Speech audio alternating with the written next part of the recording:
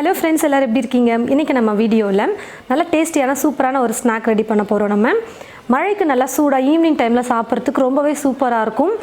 எப்போவுமே காலிஃப்ளவரை வச்சு நம்ம என்ன பண்ணுவோம்னு பார்த்தீங்கன்னா சில்லி மட்டும்தான் செஞ்சுட்ருப்போம், அப்படி இல்லைனா கோபி மஞ்சூரியன் செய்வோம். அதை தவிர்த்து நம்ம ஸ்நாக்காக காலிஃப்ளவரை வச்சு வேறு எந்த ஸ்நாக்காக அதிகமாக செய்ய மாட்டோம். ஆனால் இன்றைக்கி கொஞ்சம் வித்தியாசமாக காலிஃப்ளவரை வச்சு நல்லா டேஸ்டியாக எல்லாருக்கும் ரொம்ப பிடிக்கக்கூடிய வகையில் ஒரு சூப்பரான ஸ்நாக் பார்க்க போகிறோம்.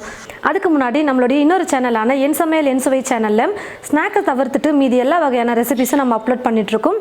அந்த சேனலையும் கண்டிப்பாக போய் பாருங்கள். அந்த சேனலோட லிங்க்கை வந்து நான் டிஸ்கிரிப்ஷன் பாக்ஸ்லையும் கமெண்ட் பாக்ஸ்லையும் பின் பண்ணி வைக்கிறேன். இப்போ வாங்க நம்ம காலிஃப்ளவர் வச்சு நல்லா டேஸ்டியான ஒரு ஸ்நாக் எப்படி செய்கிறதுன்னு பார்க்கலாம். ஒரு பாத்திரத்தில் தண்ணி எடுத்துக்கிட்டு ஸ்டவ்வை பற்ற வச்சுக்கிட்டு அந்த பாத்திரத்தை வச்சுருக்கேன். தண்ணி வந்து நல்லா கொதிக்கட்டும். தண்ணி இந்த மாதிரி நல்லா கொதிச்சதுக்கப்புறமா ஸ்டவ் ஆஃப் பண்ணிக்கிறேன். இப்போ இது கூடவே கொஞ்சமாக மஞ்சள் தூள் சேர்த்துக்கிறேன். சின்ன சைஸில் இருக்கிற காலிஃப்ளவர் ஒன்று எடுத்து இந்த மாதிரி சின்ன சின்னதாக கட் பண்ணி எடுத்து வச்சுருக்கேன். இந்த காலிஃப்ளவரை தண்ணியில் சேர்த்துக்கலாம். எப்போவுமே காலிஃப்ளவர் செய்யும் பொழுது நம்ம சுடு தண்ணியில் போட்டு ஒரு 5 நிமிஷம் விட்டுட்டு அதுக்கப்புறம் தான் நம்ம யூஸ் பண்ணணுமே. பூக்கோஸ்குள்ளே வந்து பார்த்திங்கன்னா புழு கண்டிப்பாக இருக்கும். அதனால் தண்ணியை நல்லா கொதிக்க வச்சுட்டு ஒரு 5 நிமிஷம் சுடு தண்ணியில் போட்டு எடுத்தோம்னா உள்ளே ஏதாவது புழு பூச்சி இருந்ததுன்னா கூட வெளில வந்துடும். காலிஃப்ளவர் சுடு தண்ணியிலே அப்படியே ஒரு 5 நிமிஷத்துக்கு இருக்கட்டும். ஒரு பவுல் எடுத்துக்கிட்டு இந்த பவுலில் வெறும் மிளகாய்த்தூள் சேர்த்துக்க போகிறேன். 1 ஸ்பூன் வெறும் மிளகாய்த்தூள் சேர்த்துக்கிறேன். நம்ம காலிஃப்ளவர் எடுக்கிறோம் பாருங்கள், அதோட அளவு பொறுத்து நீங்கள் மிளகாய்த்தூள் சேர்த்துக்கோங்க. ஏற்கனவே காலிஃப்ளவரை சுடுதண்ணியில் போடும்போது மஞ்சள் தூள் சேர்த்துருந்தேன். இப்போ கொஞ்சமாக சேர்த்துக்கிறேன். 1/4 ஸ்பூனுக்கு குறைவாகவே சேர்த்துக்கோங்க. 1/4 ஸ்பூன் கரம் மசாலா. கரம் மசாலா வந்து ஆப்ஷனல் தான், வேணான்னா நீங்கள் ஸ்கிப் பண்ணிக்கலாம். இஞ்சி பூண்டு விழுது 1/2 ஸ்பூன் சேர்த்துக்கிறேன். உப்பு கொஞ்சமாக சேர்த்துக்கிறேன். காலிஃப்ளவருக்கு தேவையான அளவுக்கு மட்டும் உப்பு சேர்த்தா போதும், ரொம்ப அதிகமாக சேர்க்க வேணாம். இப்போ இது எல்லாத்தையும் சேர்த்து நல்லா மிக்ஸ் பண்ணிக்கலாம். காலிஃப்ளவரை சுடு தண்ணியில் 5 நிமிஷம் நான் அப்படியே விட்டுட்டேன். இப்போது ஒரு வடிகட்டி வச்சு நம்ம வடிகட்டி எடுத்துக்கலாம்.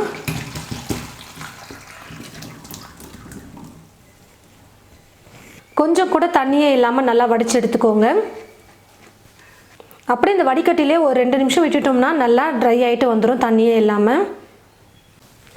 காலிஃப்ளவரை சேர்க்கறதுக்கு முன்னாடி பார்த்தீங்கன்னா நம்ம ரெடி பண்ண மசால் வந்து கொஞ்சம் இந்த அளவுக்கு இலக்கமாக மிக்ஸ் பண்ணிக்கோங்க.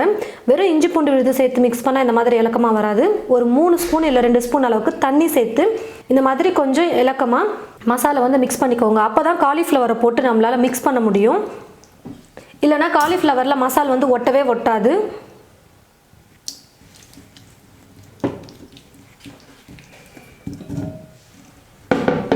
இப்போ காலிஃப்ளவரை போட்டு நம்ம மிக்ஸ் பண்ணோம்னா மசால் ஃபுல்லாக எல்லா காலிஃப்ளவர்லேயும் நல்லா பரவி இருக்கும்.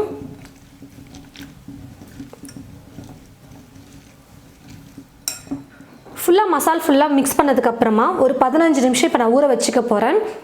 கொஞ்ச நேரம் மசால் வந்து ஊறிச்சுன்னா காலிஃப்ளவரில் ஃபுல்லாக இறங்கும். அப்போ வந்து சாப்பிட்றதுக்கு நல்லா டேஸ்டியாக இருக்கும். அதனால் ஒரு 15 நிமிஷம் நான் ஊற வச்சுக்கிறேன். காலிஃப்ளவரில் மசால் நல்லா ஊறுறதுக்குள்ளே நம்ம மேலே கோட்டிங்க்கு மாவு ரெடி பண்ணிக்கலாம். 1 கப் கடலை மாவு நான் எடுத்திருக்கேன். கப்போட சைஸ் வந்து பார்த்தீங்கன்னா 250 மில்லி கப் தான். ஒரு 100 கிராம் இல்லை 150 கிராம் கடலை மாவு இருக்கும். இது நான் எடுத்துருக்கிற காலிஃப்ளவருக்கு இந்த மாவே அதிகம் தான், அதனால் கொஞ்சமாகவே எடுத்திருக்கேன். நீங்கள் காலிஃப்ளவர் பூ வந்து எவ்வளோ பெருசு எடுக்கிறீங்களோ அதுக்கேற்றது போல் நீங்கள் மசாலெல்லாம் சேர்த்துக்கிறதும் கடலை மாவு எடுத்துக்கிறதும் நீங்கள் பார்த்து சேர்த்துக்கோங்க. இது கூடவே 3 ஸ்பூன் அளவுக்கு அரிசி மாவு சேர்த்துக்க போகிறேன். உப்பு தேவையான அளவுக்கு சேர்த்துக்கிறேன். சோடா உப்பு 1 சிட்டிகை அளவுக்கு சேர்த்துக்கிறேன். இது வந்து ஆப்ஷனல் தான், வேணான்னா நீங்கள் ஸ்கிப் பண்ணிக்கலாம். நிறைய பேர் வீடியோவில் கேட்குறீங்க சோடா உப்பு போட்டு செய்யக்கூடாதா அப்படின்னு சொல்லிட்டு. கண்டிப்பாக செய்யலாம். சோடா உப்பு போட்டு செய்யும்போது நல்லா புசு புசுன்னு எழும்பி வரும் மாவு.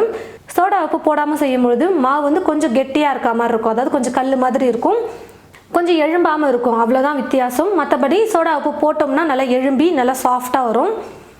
கடலை மாவு யூஸ் பண்ணுறதுனால 1 சிட்டிகை அளவுக்கு பெருங்காயத்தூள் சேர்த்துக்கிறேன்.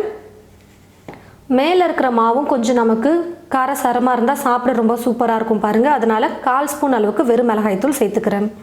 இப்போ இது எல்லாத்தையும் சேர்த்து மிக்ஸ் பண்ணிவிட்டு கொஞ்சம் கொஞ்சமாக தண்ணி சேர்த்து நான் கலந்துக்கிறேன்.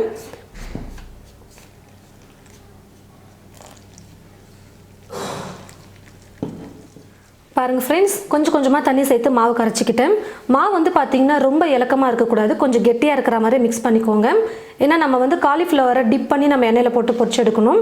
பஜ்ஜி செய்கிறதுக்கெல்லாம் நம்ம மாவு எந்த பதத்துக்கு நமக்கு மிக்ஸ் பண்ணி வைப்போமோ அதே மாதிரி கரைச்சிக்கோங்க, கரெக்டாக இருக்கும். பாருங்கள், இந்த மாதிரி கொஞ்சம் கெட்டியாக இருக்கிற மாதிரி மாவை கரைச்சி வச்சுக்கோங்க. மாவை கரைச்சிட்டு ஒரு 5 நிமிஷம் நம்ம அப்படியே வச்சிடலாம், கொஞ்சம் மாவு ஊறட்டும். ரொம்ப நேரம் மாவை வந்து ஊற வைக்கக்கூடாது, ஒரு 5 நிமிஷம் நீங்கள் விட்டிங்கனாலே போதும். மாவு 5 நிமிஷம் நல்லா ஊறிடுச்சு. 15 நிமிஷத்துக்கு நான் வந்து காலிஃப்ளவரையும் மசாலா நல்லா ஊற வச்சு எடுத்துக்கிட்டேன். இப்போ என்ன பண்ணணும்னு பார்த்தீங்கன்னா, நம்ம ரெடி பண்ணியிருக்கிற காலிஃப்ளவரை வந்து இந்த கடலை மாவில் நல்லா டிப் பண்ணி பஜ்ஜி போலவே நம்ம வந்து எண்ணெயில் போட்டு பொரிச்சு எடுத்துக்கணும்.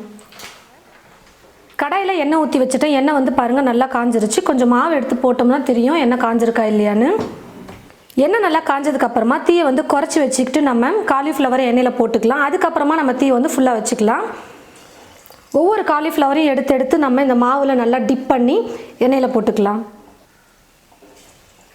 ஏற்கனவே காலிஃப்ளவர் வந்து நம்ம சுடுதண்ணியில் போட்டு எடுத்துருக்கோம், அதிலே கொஞ்சம் வெந்திருக்கும்.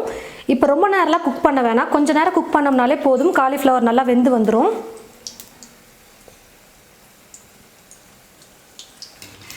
அப்பப்போ லைட்டாக கரண்டி வச்சு நம்ம கலந்து கொடுத்தோம்னா எல்லா பக்கமும் நல்லா வெந்து வரும். நல்லா வெந்து மேலே வந்து லைட்டாக கலர் மாறும் பாருங்கள், அப்போ எடுத்துக்கலாம். தீ வந்து ரொம்ப ஃபுல்லாக வைக்க வேணாம், ரொம்ப மீடியம் ஃப்ளேம்லேயும் வைக்க வேணாம். கொஞ்சம் மிதமான தீயில் வச்சுக்கிட்டிங்கன்னா கரெக்டாக இருக்கும். ஏன்னா உள்ளே காலிஃப்ளவரை வெந்து வரணும், மேலே மாவு நல்லா வேகணும். அதனால் தீ ஃபுல்லாக வச்சுட்டோம்னா மேலே சீக்கிரம் கலர் மாறிடும், உள்ளே வந்து வேகாமல் இருக்கும். பாருங்கள் ஃப்ரெண்ட்ஸ், மேலேயும் நல்லா கலர் வந்துருச்சு, உள்ளே வந்து காலிஃப்ளவர் நல்லா வெந்திருக்கும். இப்போ நான் எடுத்துடுறேன். இந்த மாதிரி ஒரு கரண்டி யூஸ் பண்ணிக்கிட்டோம்னா இருக்கிற எக்ஸ்ட்ரா எண்ணெய்லாம் வந்து ஈஸியாக ட்ரை ஆகிட்டு வந்துடும். இதே போல் மீதி இருக்கிற எல்லா காலிஃப்ளவரையும் கடலை மாவில் நல்லா டிப் பண்ணி எண்ணெயில் போட்டு பொரிச்சு எடுத்துக்கலாம். பாருங்கள் ஃப்ரெண்ட்ஸ், நான் வந்து ரொம்ப பெரிய காலிஃப்ளவர் கூட எடுக்கல, ரொம்ப சின்ன சைஸ் காலிஃப்ளவர் தான் வாங்கிட்டு வந்து ஸ்நாக்ஸ் செஞ்சேன். அதுவே ஒரு தட்டு நிறைய ஃபுல்லாக வந்துருச்சு. வீட்டில் இருக்கிற எல்லாருமே ரொம்ப திருப்தியாக சாப்பிடக்கூடிய அளவுக்கு ஸ்நாக் வந்து நம்ம ரெடி பண்ணிட்டோம். எப்பயும் ஒரே மாதிரி காலிஃப்ளவரில் வந்து நம்ம சில்லி மட்டும்தான் போட்டுட்ருப்போம். கொஞ்சம் வித்தியாசமாக சில்லிக்கு பதிலாக இந்த மாதிரி காலிஃப்ளவரை வச்சு ஒரு ஸ்நாக் ட்ரை பண்ணி பாருங்கள், ரொம்ப சூப்பராக இருக்கும். நிறைய பேர் வந்து இந்த ஸ்நாக்கை வந்து காலிஃப்ளவர் போண்டா, காலிஃப்ளவர் பக்கோடா அப்படின்னு சொல்லுவாங்க. நம்ம ஏற்கனவே சுடுதண்ணியில் ஒரு 5 நிமிஷம் காலிஃப்ளவரை போட்டு வச்சதுனால பாதி அளவுக்கு வெந்திருக்கும். அதுக்கப்புறம் இப்போ நம்ம எண்ணெயில் பொரிச்சதில் நல்லா ஃபுல்லாகவே வெந்து வந்திருக்கும். ரொம்ப சூப்பராக cauliflower bonda, cauliflower pakoda ready ஆகிடுச்சு பாருங்கள். உள்ளே வந்து ஸ்பைஸியாக மசாலெல்லாம் நம்ம ஆட் பண்ணியிருந்ததுனால காலிஃப்ளவரில் சாப்பிடவே ரொம்ப டேஸ்டியாக இருக்கும், காரசாரமாக. நல்லா சுட சுட இந்த மாதிரி ஸ்நாக்ஸ் செஞ்சு வீட்டில் இருக்கிறவங்களுக்கு கொடுக்கும்போது அவ்வளோ என்ஜாய் பண்ணி சாப்பிடுவாங்க. அதுவும் மழை டைம்லலாம் நம்ம இந்த மாதிரி செஞ்சு கொடுக்கும்போது ஈவினிங் டைமில் ரொம்பவே விரும்பி சாப்பிடுவாங்க. நீங்களும் இது போல் உங்களுடைய வீட்டில் காலிஃப்ளவர் வச்சு இந்த மாதிரி ஸ்நாக் ட்ரை பண்ணி பாருங்கள். ட்ரை பண்ணி பார்த்துட்டு எப்படி இருக்குன்னு மறக்காமல் கமெண்ட் பாக்ஸில் வந்து கமெண்ட் பண்ணுங்கள். இந்த வீடியோவை மற்றவங்களுக்கும் ஷேர் பண்ணுங்கள். இது போல் நிறைய ரெசிபீஸ் பார்க்க தமிழ் ஃபுட் மசாலா சேனலை மறக்காமல் சப்ஸ்கிரைப் பண்ணிக்கோங்க. கூடவே பக்கத்தில் இருக்கிற பெல் ஐக்கானை கிளிக் பண்ண மறந்துடாதீங்க. தேங்க்யூ.